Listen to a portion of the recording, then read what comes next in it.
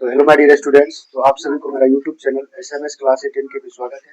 तो आज मैं आपको केमिस्ट्री जो सब्जेक्ट है आपका उसका चैप्टर नंबर 1 का मैंने जितना भी थ्योरी था और उससे संबंधित सब्जेक्टिव प्रश्न था मैंने अपने वीडियो के माध्यम से अपने चैनल पे डाल दिया गया है। और आज मैं आप लोगों का इससे संबंधित जितने भी ऑब्जेक्टिव प्रश्न है वो मैं कराने जा रहा हूँ। और चैप्टर का नाम देखिएगा, जैसे कि लिखा हुआ केमिकल रिएक्शन एंड इक्वेशन, रासायनिक अभिक्रिया एवं समीकरण। तो उससे संबंधित जितने भी ऑब्जेक्टिव प्रश्न है आज मैं प्रत्येक वीडियो के माध्यम से कराने का प्रयास करूंगा। तो देखते हैं, आप लोग ध्यान से देखोगे। जैसा पहला प्रश्न करा, देखिए बाबू, पहला जो प्रश्न आपका करा वो करा है निम्नलिखित में से निम्नलिखित में कौन समीकरण संतुलित नहीं है। तो मैंने आपको पहले ही पढ़ाया था, जो पहला क्वेश्चन था यही था कि अभिक्रिया किसको कहते हैं, संतुलित रासायनिक समीकरण किसको कहते हैं ना। तो यहाँ पे हम देखते हैं, जैसे आप देखोगे, देखो यहाँ पे देखिएगा, यहाँ पे हाइड्रोजन कितने हैं, 4 है। यहाँ पर भी क्या हाइड्रोजन 4 है, लेकिन आपसे पूछा गया है कि संतुलित, यहाँ पे क्या पूछा गया है कि संतुलित नहीं है। क्या पूछ रहा है कि संतुलित समीकरण नहीं है। तो यहाँ पर देखोगे कि ये संतुलित है। तो कैसे है, देखो 2 दूना 4 हाइड्रोजन इधर भी, 4 हाइड्रोजन इधर भी, ऑक्सीजन यहाँ भी, 2 ऑक्सीजन यहाँ भी। ये तो है, क्या कर रहा है, नहीं है, नहीं खोजना है ना आपको। अब देखो यहाँ पे देखो पोटेशियम क्लोराइड ना, पोटेशियम क्लोराइड यहाँ पे देखो 2KCl है ना, यहाँ पर भी 2KCl है। तो हम नहीं बता, यहाँ पे देखो ऑक्सीजन 6 है, यहाँ पर भी ऑक्सीजन क्या है 6। ये भी क्या है, ये भी संतुलित रासायनिक समीकरण है, क्या है। लेकिन देखो यहाँ पे, अगर देखो यहाँ पे हाइड्रोजन 2 गो, यहाँ भी हाइड्रोजन 2 गो, यहाँ भी क्लोरीन 2 गो, यहाँ भी क्लोरीन, ये भी है, ये भी है, ये भी संतुलित रासायनिक समीकरण है।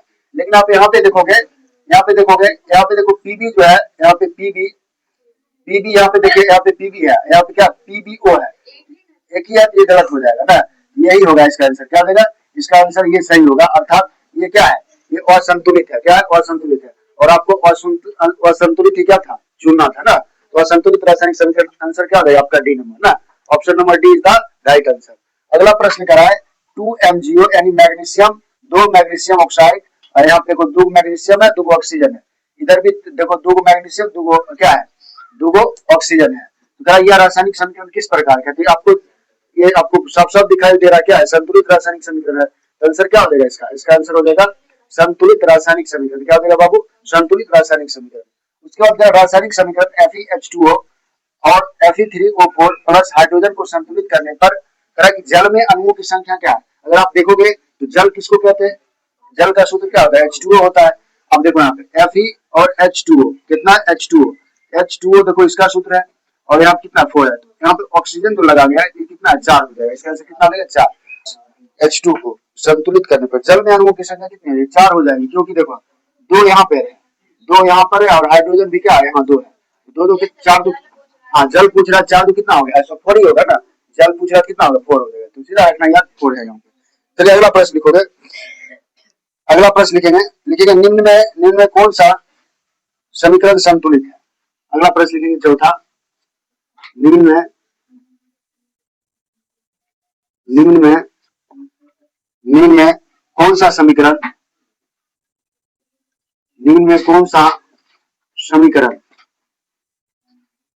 निम्न में कौन सा समीकरण संतुलित है। संतुलित पकड़ लोगे ना, डायरेक्ट हम आंसर लिख देते हैं, ठीक है। डायरेक्ट क्या करें, आंसर लिखते जा रहे हैं, आप लोग संतुलित समझ गए कैसे करना है, संतुलित है। तो अभी जस्ट बताए थे संतुलित कैसे पकड़ना। अगर दोनों तरफ तत्वों की संख्या क्या है, बराबर है, तो क्या हो जाएगा, संतुलित हो जाएगा। नहीं है तो नहीं होगा। अभी जस्ट देखे थे, तो संतुलित में क्या हो जाएगा, यहाँ पे अगर देखोगे ऑप्शन के मुताबिक, यहाँ पे देखोगे H2 प्लस Cl2, कोई लिख दीजिए H2 प्लस Cl2 बराबर क्या हो गया 2HCl। ये देखिए क्या है, संतुलित रासायनिक समीकरण है कि नहीं है। एक उदाहरण दे देना है, यहाँ पे हाइड्रोजन 2 हाइड्रोजन, 2 क्लोरीन, ठीक है, कोई दिक्कत। ये क्या हो गया, संतुलित रासायनिक। अगला प्रश्न लिखोगे, जब किसी अभिक्रिया के समय, जब किसी अभिक्रिया के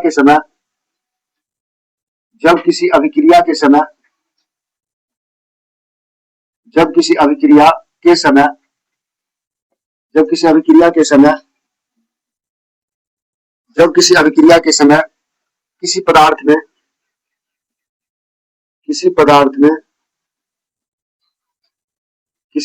में ऑक्सीजन की वृद्धि होती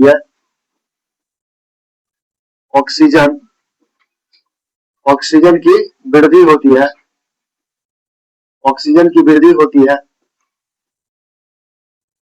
ऑक्सीजन की वृद्धि होती है तो निम्नलिखित में से क्या कहा जाता है? तो तो निम्नलिखित में से तो निम्नलिखित में से तो निम्नलिखित में से तो निम्नलिखित में से उसे तो निम्नलिखित में से उसे क्या कहा जाता है?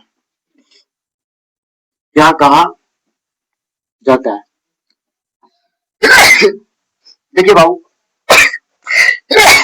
देखिए क्वेश्चन क्या कह रहा है, सॉरी, कह रहा है कि जब किसी अभिक्रिया के समय किसी पदार्थ में ऑक्सीजन की वृद्धि होती है, किसकी वृद्धि होती है? ऑक्सीजन की वृद्धि होती है, तो निम्नलिखित में से उसे क्या कहा जाता है? तो बताओ, ऑक्सीजन की वृद्धि होती है तो उसको क्या कहते हैं? पढ़े थे ना, उपचयन में पढ़े थे ना। कौन सा अभिक्रिया हो जाएगी? आंसर क्या देगा? उपचयन। क्या देगा बाबू? उपचयन। उपचयन, उपचयन अभिक्रिया। कौन सा अभिक्रिया हो जाएगा?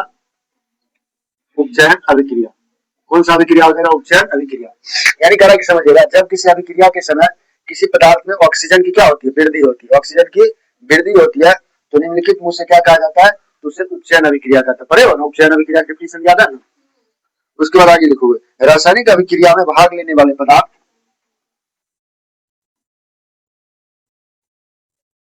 रासायनिक अभिक्रिया में रासायनिक अभिक्रिया में भाग लेने वाले भाग लेने वाले भाग लेने वाले पदार्थ, रासायनिक अभिक्रिया में भाग लेने वाले पदार्थ को कहा जाता है। बताओ क्या कहा जाता है? को कहा जाता है।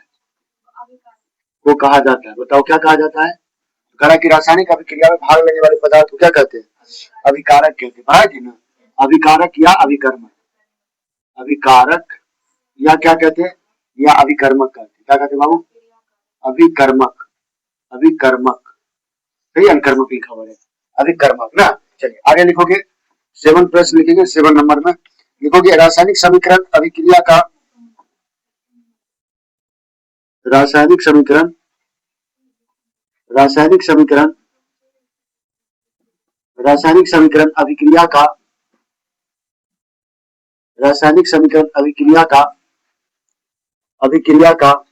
बताओ, रासायनिक समीकरण अभिक्रिया का क्या है? तो आंसर हो जाएगा संक्षिप्त रूप है ना। जिनका संक्षिप्त निरूपण किया जाए उसे हम क्या कहते हैं? रासायनिक अभिक्रिया कहते हैं। रासायनिक अभिक्रिया में ना, रासायनिक अभिक्रिया या रासायनिक समीकरण अभिक्रिया, रासायनिक समीकरण अभिक्रिया ना, रासायनिक समीकरण उनका संक्षिप्त निरूपण क्या कहलाता है? रासायनिक समीकरण अभिक्रिया। संक्षिप्त हो जाएगा आंसर, क्या हो जाएगा? संक्षिप्त, संक्षिप्त निरूपण। क्या हो जाएगा आंसर बाबू? संक्षिप्त। अगला प्रश्न लिखोगे, अगला प्रश्न लिखिएगा, अगला प्रश्न लिखेंगे, रासायनिक समीकरण को उपयोगी बनाने के लिए, रासायनिक समीकरण को रासायनिक समीकरण को उपयोगी रासायनिक समीकरण को उपयोगी बनाने के लिए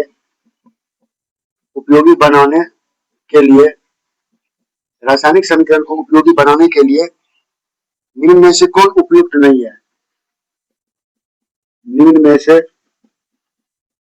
में से कौन उपयुक्त नहीं है? निम्न में से कौन उपयुक्त नहीं है? कौन उपयुक्त नहीं है? आंसर लिखोगे, सूत्रों को मातृभाषा में लिखना। सूत्रों को मातृभाषा में लिखना। मातृभाषा में, सूत्रों को मातृभाषा में लिखना। सूत्रों को मातृभाषा में क्या करना? लिखना। तो ये क्या कहलाता है? तो ये उपयुक्त बात नहीं है। अगला प्रश्न लिखोगे, जरूरी नहीं है कि हमारा जो मातृभाषा रहेगा उसी में हम उसका समीकरण का उपयोग करें। इंग्लिश में भी तो लिखा हो सकता है ना, मराठी में भी लिख सकते हैं। चलो अगला प्रश्न लिखोगे, द्रव्यमान के संरक्षण के सिद्धांत के अनुसार, द्रव्यमान के संरक्षण सिद्धांत के अनुसार, द्रव्यमान के संरक्षण सिद्धांत के अनुसार, द्रव्यमान के संरक्षण सिद्धांत के अनुसार क्या होता है? बताइए, द्रव्यमान के संरक्षण के सिद्धांत के अनुसार क्या होता है? अगर मैं ऑप्शन ए की बात करूं, हल्ला नहीं करना आप लोग, ऑप्शन ए की बात करूं तो द्रव्यमान का नाश नहीं होता है। द्रव्यमान द्रव्यमान का नाश नहीं होता है। द्रव्यमान का नाश नहीं होता, क्या ये बात सही है? बताओ, द्रव्यमान संरक्षण सिद्धांत में क्या द्रव्यमान का नाश नहीं होता है? सही बात है। भूल गए थे द्रव्यमान संरक्षण, क्या इसका ये सही बात है? सही बात है कि नहीं है? Are you agree? बोलोगे ना सर सही बात है। ऑप्शन बी कह रहा है, देखो ऑप्शन बी क्लिक कर रहा है, देखो यहाँ पे वही तो पूछ रहा है आपसे फंसा फंसा करके। ऑप्शन बी कह रहा है द्रव्यमान का निर्माण नहीं होता है। सही बात है, द्रव्यमान का निर्माण होता है, द्रव्यमान का निर्माण नहीं होता है। कह रहा है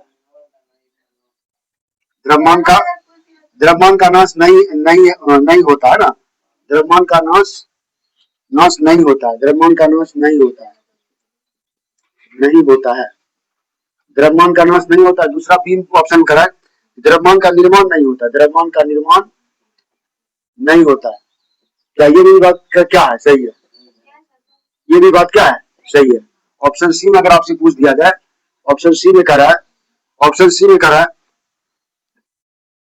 उत्पाद तत्वों में उत्पाद तत्वों में उत्पाद तत्वों में उत्पाद तत्वों में कुल द्रव्यमान उत्पाद तत्वों में कुल द्रव्यमान उत्पाद तत्वों में कुल द्रव्यमान कुल द्रव्यमान अभिकारक तत्वों अभिकारक अभिकारक तत्वों अभिकारक तत्वों के अभिकारक तत्वों के कुल द्रव्यमान कुल द्रव्यमान कुल द्रव्यमान कुल द्रव्यमान के तुल्य होता है। कुल द्रव्यमान की क्या होता है बाबू? तुल्य होता है। क्या ये भी बात क्या है? सही है, ये भी बात क्या है? सही है। ऑप्शन नंबर डी हो जाएगा इनमें से सभी। तो इसका आंसर क्या आ गया? इनमें से सभी। तो इस तरह से देखो क्वेश्चन सेट होते हैं ऑब्जेक्टिव। बताओ डेफिनेशन से सेट किया गया क्वेश्चन की नहीं किया गया? आप लोगों का इसलिए मैं पहले आपको सब्जेक्टिव पढ़ा देता हूँ। चलिए अगला प्रश्न लिखोगे, अगला प्रश्न क्वेश्चन नंबर 10 लिखेंगे। क्वेश्चन नंबर 10 में लिखेंगे और जानते हो लिखोगे अभिक्रिया, लिखोगे अभिक्रिया अभिक्रिया कोमा जिसमें अभिक्रिया कोमा जिसमें जिसमें आयनों का आदान प्रदान होता है। ये बताइए कौन? ये इसका आंसर बताइए जूली कुमारी। अभिक्रिया जिसमें आयनों का जिसमें आयनों का जिसमें आयनों का आदान प्रदान जिसमें आयनों का आदान प्रदान जिसमें आयनों का आदान प्रदान होता है कहलाती है। बताओ, होता है कहलाती है, होता है कहलाती। बताओ, वैसी रासायनिक अभिक्रिया, हालांकि वैसी अभिक्रिया जिसमें आयनों का आदान प्रदान होता है उसे क्या कहते हैं? उसे क्या कहते हैं? उसे हम द्विविस्थापन कहते हैं। वो बन रहा है 2023 में कोई क्वेश्चन पूछा गया है, इसको क्या बोलते हैं? द्विविस्थापन। द्विविस्थापन अभिक्रिया, द्विविस्थापन द्विविस्थापन अभिक्रिया उसे क्या कहते बाबू? उसे द्विविस्थापन अभिक्रिया कहते हैं। ठीक है, कौन सा अभिक्रिया कहते हैं? उसे द्विविस्थापन अभिक्रिया कहते हैं। यानी अभिक्रिया जिसमें आयनों का आदान प्रदान होता है उसे आप द्विविस्थापन अभिक्रिया कहते हैं। कौन सा अभिक्रिया कहते हैं? द्विविस्थापन अभिक्रिया। अगला प्रश्न लिखेंगे बाबू, अगला प्रश्न लिखेंगे उपचयन निम्नलिखित में से क्या होता है? उपचयन में निम्नलिखित में से क्या होता है? अभी आप लोग खुद जवाब देखो, बताओगे। उपचयन में निम्नलिखित में से क्या होता है? ऑप्शन दे रहे हैं। निम्नलिखित में से क्या होता है? निम्नलिखित में से क्या होता है? यानी बाबू देखो क्वेश्चन कर रहा है कि उपचयन में निम्नलिखित में से क्या होता है। तो ऑप्शन देखिए, पहला ऑप्शन आपका दे रहा है, ऑप्शन नंबर ए कर रहा है हाइड्रोजन का वियोग होता है। हाइड्रोजन का वियोग होता है। हाइड्रोजन का वियोग होता है। हाइड्रोजन का क्या होता है? वियोग होता है। ऑप्शन बी कर रहा है, ऑप्शन बी कर रहा है इलेक्ट्रॉन का त्याग होता है। इलेक्ट्रॉन का त्याग होता है। इलेक्ट्रॉन का त्याग होता है। इलेक्ट्रॉन का क्या होता है? त्याग होता है। इलेक्ट्रॉन का त्याग होता है। ऑप्शन सी में कर रहा है आपका, ऑप्शन सी में कर रहा है बाबू, ऑप्शन सी में कर रहा है ऑक्सीजन का योग होता है। ऑक्सीजन का योग होता है, ऑक्सीजन का योग होता है, ऑक्सीजन का योग होता है। ऑप्शन डी में कह रहा है इनमें से सभी होता है, तो क्या हो जाएगा सभी बात ना, सभी बात क्या है सही है ना, यानी सभी बात इसमें सही है। यानी उपचयन अभिक्रिया के लिए अभी जितना भी शर्त लिखा गया है it is the all option is the right ना, सभी ऑप्शन क्या है सही है। चलिए अगला प्रश्न, तो इस तरह से क्वेश्चन सेट होते हैं, ठीक है, और ये भी क्वेश्चन आपको पूछे गए हैं, ठीक है, 2023 ईस्वी में, ठीक है, फर्स्ट सीटिंग में। अगला प्रश्न लिखेंगे बाबू, क्वेश्चन नंबर 12 लिखेंगे, क्वेश्चन 12 लिखेंगे, क्या है यहाँ पे Na2SO4, बताओ Na2SO4, बताओ किसका सूत्र है, बताओ किसका सूत्र है, ये किसका सूत्र बताए थे ना, सोडियम सल्फेट का ना। चलो इसका लिखोगे, देखो कुछ समीकरण दे रहे हैं उसको आपको क्या बताना है कौन सा हो रहा है, BaCl2, लिखा है थे, बोले थे इसका विस्तार पूछे थे कॉपी में, आपको कॉपी में लिखा है ना, तो इसमें लिखा हुआ था ना, इसलिए प्रश्न लिखा हुआ था, कॉपी उठा के देखो लिखा होगा।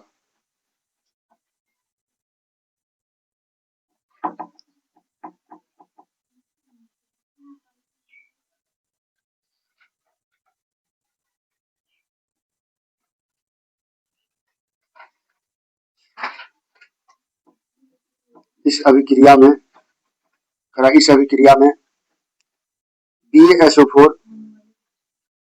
BaSO4 का श्वेत अवक्षेप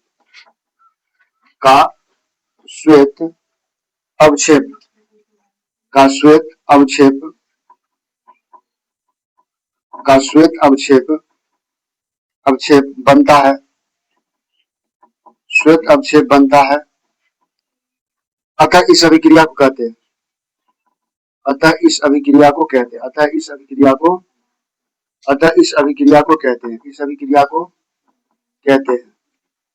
इस अभिक्रिया को कहते हैं। देखो बहुत ध्यान देना, कुछ आपके पास समीकरण दिया गया है, जैसे सोडियम सल्फर ऑक्साइड दिया गया है, उसके बाद कह रहा है BaCl2 दिया गया है, करेक्ट। इस अभिक्रिया में जो BaSO4 का श्वेत अवक्षेप बनता है, अतः इस अभिक्रिया को हम क्या कहेंगे, तो कह रहा है कि इस अभिक्रिया को हम अवक्षेपण अभिक्रिया कहेंगे। कौन सा अभिक्रिया कहेंगे, अवक्षेपण अभिक्रिया। अवक्षेपण अभिक्रिया में आप जाओगे तो ये उदाहरण आपको मिल जाएगा, ठीक है। अवक्षेपण अभिक्रिया का जो मैंने दिखाया था ना, उसमें ये सेम टू सेम उदाहरण आपको दिए थे, ठीक है। ये कौन सी अभिक्रिया कहलाएगी, अवक्षेपण अभिक्रिया का है, ठीक है। क्वेश्चन नंबर 12 हो गया ना, अब आगे फिर चलेंगे 13 में। क्वेश्चन नंबर 13 क्या करा, क्वेश्चन नंबर 13 करा शोषण किस प्रकार की रासायनिक अभिक्रिया है, शोषण किस प्रकार की रासायनिक अभिक्रिया है, शोषण किस प्रकार की रासायनिक अभिक्रिया है, बताइए आप लोग, शोषण किस प्रकार की रासायनिक अभिक्रिया है, उष्मा शोषी है, उष्मा क्षेपी है, शोषण में सांस निकलता है कि सांस जाता है, शोषण क्या है, उष्मा क्षेपी अभिक्रिया है, क्या होता है उष्मा क्षेपी।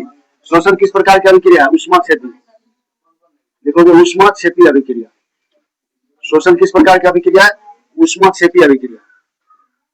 क्वेश्चन परीक्षा में पूछे गए कई बार, बताओ शोषण किस प्रकार की अभिक्रिया है, तो ये उष्मा क्षेपी 2016 2022 दोनों में पूछा गया प्रश्न, ठीक है।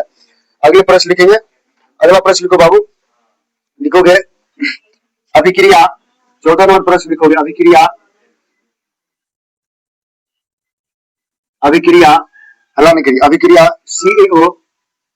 CaO प्लस H2O, उसके बाद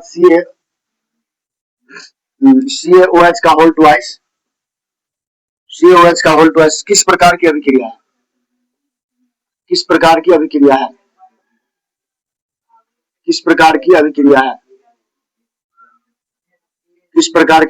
बताइए किस प्रकार की अभिक्रिया नजर आ रहा है आपको, ये संयोजन अभिक्रिया। कौन सा अभिक्रिया, ये संयोजन अभिक्रिया नजर आ रहा है, संयोजन अभिक्रिया। ये कौन सी अभिक्रिया है, ये संयोजन। मैंने थ्योरी क्लास में आपको ये सब पढ़ाया है, ठीक है, आप लोग एक बार देख लेना प्लीज वो वीडियो को, ठीक है। और देखो अगला जो प्रश्न आ रहा है क्वेश्चन नंबर 15, क्वेश्चन नंबर 15 जो आपका करा AgCl जो होता है, ये क्या है, एक सॉलिड है अर्थात ये ठोस है, और यहाँ पे लिखा रहेगा सूर्य प्रकाश, क्या लिखा रहेगा, सूर्य प्रकाश। अच्छा बताओ ऊपर वाले को हम क्या कहते हैं, उत्प्रेरक कहते हैं, जो टीम के ऊपर लिखा रहता है उसको क्या कहते हैं, उत्प्रेरक कहते हैं। तो सूर्य प्रकाश ये हो जाएगा आपके पास 2AgS और प्लस क्या हो गया Cl2g। ये क्या हो गया, ये गैस हो गया, क्या हो गया, गैस Cl2g। तो कह रहा यहाँ पे, तो सूर्य के प्रकाश में, सूर्य के प्रकाश में, सूर्य के प्रकाश में, सूर्य के प्रकाश में यह रासायनिक अभिक्रिया, यह रासायनिक अभिक्रिया, सूर्य के प्रकाश में यह रासायनिक अभिक्रिया, सूर्य के प्रकाश में यह रासायनिक अभिक्रिया किस प्रकार की है, रासायनिक अभिक्रिया किस प्रकार की है, किस प्रकार की है, सूर्य के प्रकाश में रासायनिक अभिक्रिया किस प्रकार की है, ये आपसे पूछा जा रहा है।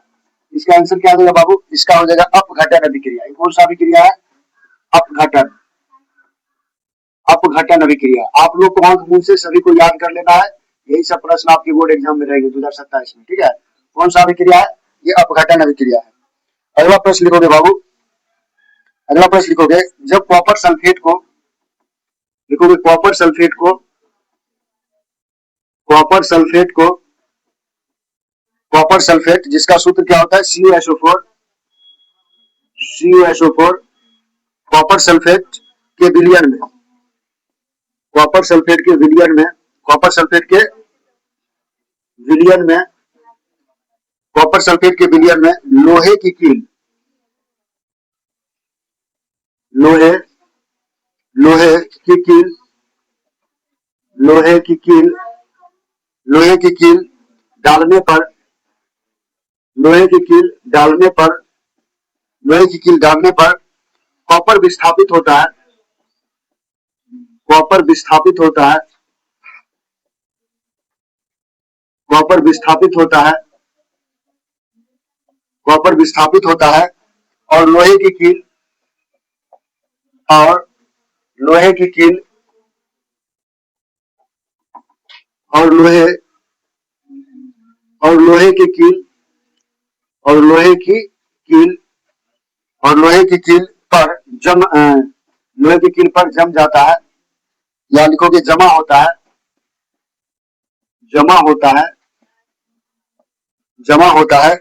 इस अभिक्रिया को क्या कहते हैं, अच्छा बताओ, किसी चीज पे जमना क्या कहलाता है, इस अभिक्रिया को क्या कहते हैं, इस विस्थापित नहीं कहते, विस्थापित ना, तो इस अभिक्रिया, क्या लिखोगे, इस अभिक्रिया को कहते हैं, इस अभिक्रिया को कहते हैं, इस अभिक्रिया को कहते हैं, आंसर लिखोगे विस्थापन अभिक्रिया। क्या लिखोगे बाबू, इस अभिक्रिया को हम क्या कहते हैं, विस्थापन अभिक्रिया कहते हैं, विस्थापन अभिक्रिया कहते हैं, विस्थापन अभिक्रिया कहते हैं। कौन सा अभिक्रिया कहते हैं, विस्थापन। शोषण किस प्रकार की अभिक्रिया है, अभी टेस्ट लिखे हो, तो शोषण कौन सा अभिक्रिया, उष्मा, उष्माक्षेपी अभिक्रिया, क्या है, उष्माक्षेपी अभिक्रिया। अगला प्रश्न लिखोगे, जल के एक अणु में, जल के एक अणु में, जल के एक अणु में, जल के एक अणु में हाइड्रोजन एवं ऑक्सीजन के, हाइड्रोजन, हाइड्रोजन एवं ऑक्सीजन के, हाइड्रोजन एवं ऑक्सीजन के, हाइड्रोजन एवं ऑक्सीजन के परमाणुओं की संख्या का अनुपात, परमाणुओं, परमाणुओं की संख्या का अनुपात, परमाणुओं की संख्या का अनुपात, परमाणुओं की संख्या का अनुपात, अनुपात क्या है, परमाणुओं की संख्या का अनुपात क्या है। क्वेश्चन क्या है समझते हैं, कि जल के एक अणु में हाइड्रोजन एवं ऑक्सीजन के परमाणुओं की संख्या का अनुपात क्या है, ये पूछ रहा है। तो क्या हो जाएगा, 2:1 हो जाएगा, कितना हो जाएगा, 2:1। अगर आप देखोगे जल के एक अणु में हाइड्रोजन के, हाइड्रोजन एवं ऑक्सीजन के अनुपात क्या होता है, तो देखो जल में अगर आप देखोगे तो H2O सूत्र होता है जल का, तो हाइड्रोजन कितना है, 2 है, ऑक्सीजन कितना है, 1 है, इसलिए क्या होगा, 2:1। No doubt. चलिए अगला प्रश्न लिखेंगे, अगला प्रश्न लिखोगे, अगला प्रश्न लिखोगे बाबू, वह निम्नतम तापक्रम, वह निम्नतम, वह निम्नतम तापक्रम, वह न्यूनतम तापक्रम जिस पर कोई पदार्थ, जिस पर, जिस पर कोई पदार्थ, जिस पर कोई पदार्थ, जिस पर कोई पदार्थ जलना प्रारंभ करता है, जलना प्रारंभ करता है, जलना प्रारंभ करता है, जलना प्रारंभ करता है, क्या कहा जाता है? क्या कहा जाता है? क्या कहा जाता है? कोई पदार्थ जो होता है जलना प्रारंभ करता है तो उसे हम क्या कहते हैं? लिखोगे ज्वलन ताप कहते हैं। क्या कहते हैं बाबू? ज्वलन ताप। ज्वलन ताप बोलते हैं उसको। क्या बोलते हैं? ज्वलन ताप। क्या बोलते हैं? ज्वलन ताप बोलते हैं। अगला प्रश्न लिखोगे क्वेश्चन नंबर 19 यानी 19 number question. Question number 19, question number 19 होगा ना? एक छूट क्वेश्चन नंबर 19 ना, लिखोगे क्वेश्चन नंबर 19 में कहा कि ज्वाला एक क्षेत्र है, ज्वाला एक क्षेत्र है, ज्वाला एक क्षेत्र है, ज्वाला एक क्षेत्र है जहां गैसीय पदार्थ, जहां गैसीय,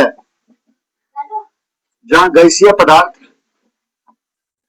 जहां गैसीय पदार्थ जलकर उत्पन्न करते हैं, जहां गैसीय पदार्थ जलकर, जहां गैसीय पदार्थ जलकर उत्पन्न करते हैं, जलकर, जहां गैसीय पदार्थ जलकर उत्पन्न, उत्पन्न करते हैं,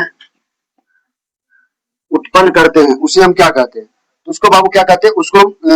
उसको हम जो बोलेंगे उसको ताप और प्रकाश दोनों बोलेंगे। क्या बोलेंगे? ताप और प्रकाश। ताप और प्रकाश दोनों आंसर हो जाएगा। क्या देगा बाबू? ये भी हो जाएगा, ताप भी और प्रकाश भी। यानी कह रहा कि ज्वाला एक क्षेत्र है जहां गैसीय पदार्थ जलकर उत्पन्न करते हैं। तो अगर आप देखोगे तो ये क्या होगा? ताप भी उत्पन्न करेगा और प्रकाश भी। आप देखते हो मोमबत्ती को जब हम जलाते हैं तो वहां से आप मोमबत्ती को जब हम साइड में पकड़ते हैं तो आपको जलन भी महसूस होता है, जलते भी और प्रकाश भी करता है। वो क्या करता है? लाइट भी करता है। तो दोनों चीज होता है। चलो अगला प्रश्न लिखोगे 20 नंबर प्रश्न। इस नंबर लिखोगे वे अभिक्रियाएं जिनमें, वे अभिक्रियाएं, वे अभिक्रियाएं, वे अभिक्रियाएं जिनमें, वे अभिक्रियाएं जिनमें अभिकारकों के बीच, जिनमें अभिकारकों के बीच, जिनमें अभिकारकों के बीच, जिनमें अभिकारकों के बीच आयनों का आदान प्रदान,